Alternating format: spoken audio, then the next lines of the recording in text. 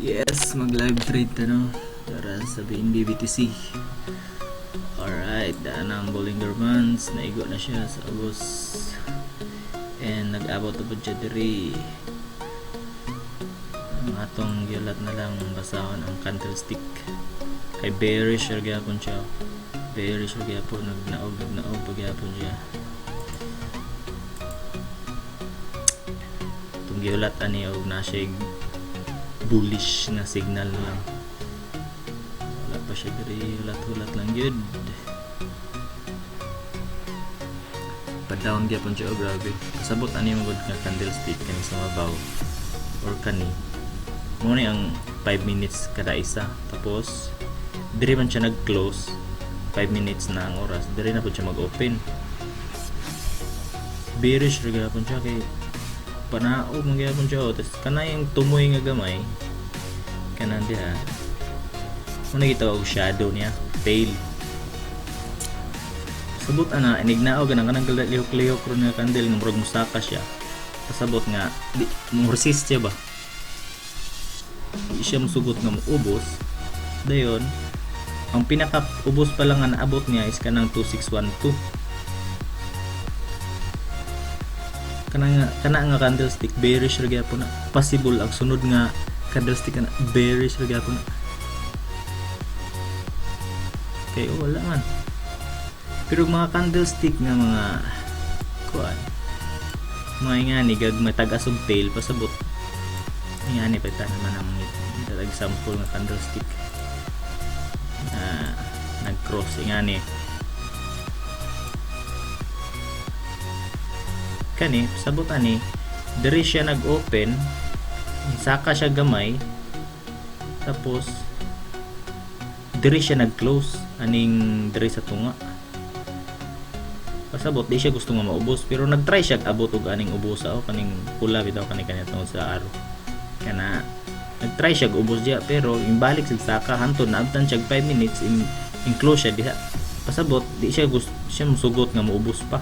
Ano ang sunod diri na pud siya nag-open, pasaka siya. Saka na pud siya pag abot sa tumoy, wala na pud ni sugot nga diha ra gid maabot ang ano. Balik po siya naog din diri siya nag 5 minutes nag-close din diri na siya nag-open. Na siya close open. Araw o. Gusto na. Ako reader ako dito. Anytime soon.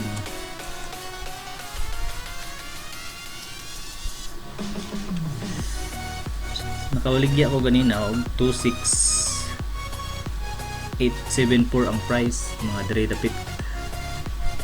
Diri dapit baligya diri. So wala to gugunaog kani.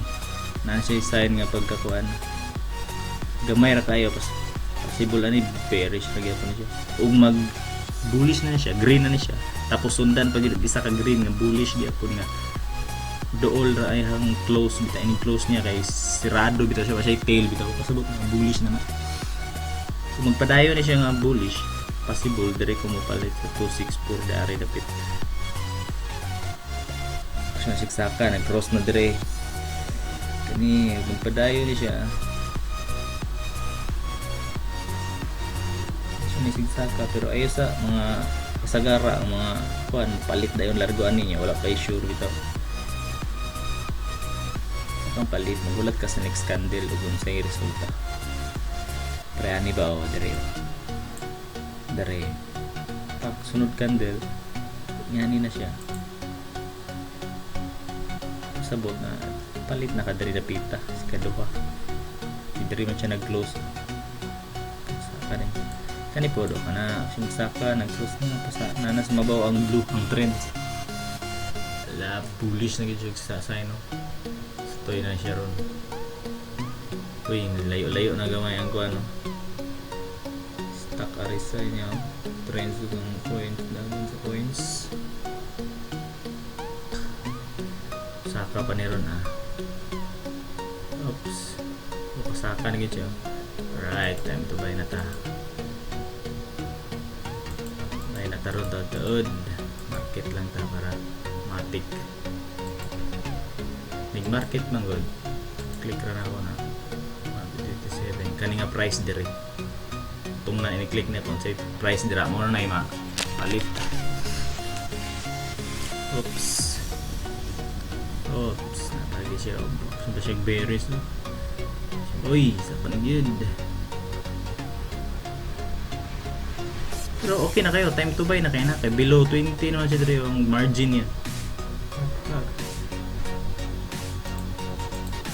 Okay. Palit na ko.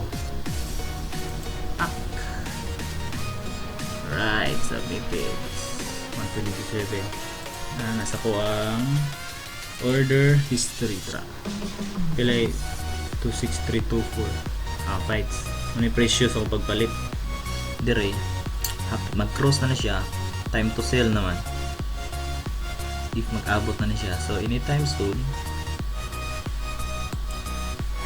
magbaligya na ko sa akong 1.27 nga kani. So, kanina lang paabot ani ug mo cross na siya and paubos na ni siyang blue and mulagyo na sila, time to sell na. Abot na siya sa yung first resistance of Bollinger Bands na first resistance niya. Dire, safe to sell na ka anytime. Saan pag diari dapit profit na gamayng oras na lang, Dire siya ang action siya bearish pero na siya mga shadow. Di siya musugot nga mo taas pa, di po siya musugot nga mo ubos pa. Di na po siya nag-open, so wala giro, di pa musugot nga mo ubos kay wa pa may tail pa ubos and bullish pa na siya. Yang tail kinaas taas yung shadow. Dari na siya, oops, so hapit na nagtagbo, nag-bearish na siya sa monogid ni. So mag-market lang ko no para anytime click na ko ni sell, baligya na nilargo. Saka na po di sa tao baligya kaya usag pula na siya, wala pa man po siya nag-abot dari sa stock RSI niya, so di pa na mag-usab, pwede pa na usakag balik. O tama, tanawang candle niya, axe candle pa na, pero posibilidad usaka pa na mo, green pa na ron, di sa ka maratol ana, di sa ka mag-fad basin mapariha magudaan niyo. Dari dapit ako nga stock RSI nag-cross tuod siya pero di pa kay siya lagyo, in-bounce back siya, sakar pa siya balik, maintain din siya dari dapita, dari na siya in-down nagkalit kaya nalagyo na niya, nasundan ka ni why sure ni nag-ilog pa ang kuha na ni green bullish niya, nag-axe niya ang candle kani duha-duha harga po niya, so musakan balik o dili dari na po pag about na dari na balik confirm ng mga down na gini siya kaya wala na siya tail, wala na siya shadow bito candle pak sundan pag idre pak saka gamay, pero pag naabtan siya close sa yung 5 minutes nga bearish siya po siya, na-out po siya. See, bullish na po siya, kanili pa ni ma-confirm ni mo yung ani nga candle, normal na siya nga kuhaan bearish nga mag-scalping mo yan day trading mo. Ito ba mag-laptop ka jut sakto kay pagabay na to no, dari dapat no. Okay, kuhaan mo siya, close mo siya ang medyo batang tail nga yung action siya baba na rin dapitaw, palit na dayan ta kay kabalo na tang musaka na gina siya saka na gina rin kani di pa nato ni mo confirm nga muubos pa ni siya kay na yung mga tail ang mga candlestick na mga shadow. Bearish na po siya, gusto ko siya maubos. So,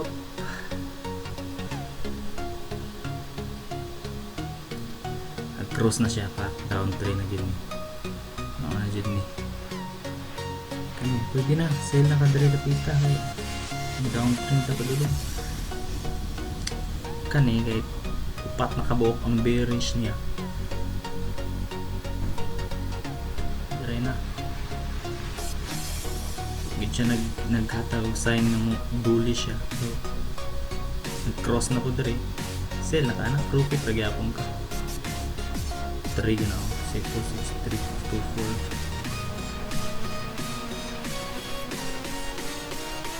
4 yung libaligyan to 6, 4, 8 something, so okay na baligyan na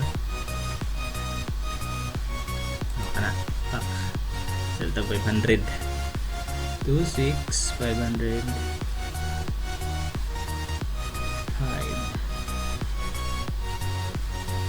6 so yung 033 431 yung 033